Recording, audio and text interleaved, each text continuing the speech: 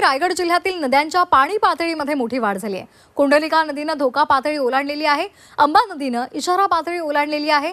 पाताळगंगा नदीची इशारा पातळीपर्यंत सध्या ती गेलेली आहे। आताची महत्त्वाची बातमी आपण पाहतोय। सध्या पाऊस सर्वदूर आहे आणि त्यामुळे रायगड जिल्ह्यामध्ये सुद्धा पाऊस पाहायला मिळतोय आणि त्यामुळे तिथल्या नद्यांच्या पातळीमध्ये मोठी वाढ झालेली आहे। कुंडलिका नदीनं धोका पातळी ओलांडलेली आहे, तसंच अंबा नदीनं सुद्धा इशारा पातळी ओलांडलेली आहे। पाताळगंगा नदीची इशारा पातळीपर्यंत ती पोहोचलेली आहे। या संदर्भात अधिक माहिती देत आहेत आमचे प्रतिनिधी प्रफुल्ल पवार। प्रफुल्ल, काय अधिकचे अपडेट्स आहेत?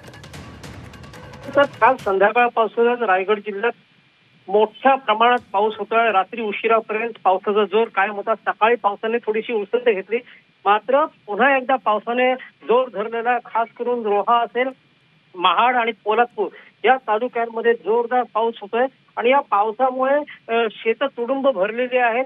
दुसरीकडे नद्यांच्या पाणी पातळीत वाढ झालेली आहे।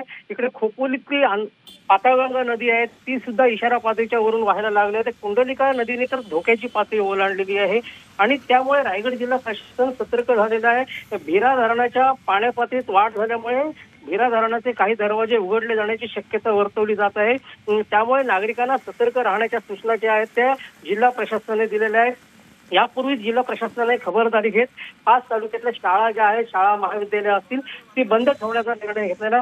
एकूणच पावसाची परिस्थिती पाहता रायगड जिल्हा प्रशासनाने सर्व प्रकारच्या उपाययोजना आणि खबरदारी घेण्यास सुरुवात केलेली आहे। धन्यवाद दिलेल्या माहितीसाठी।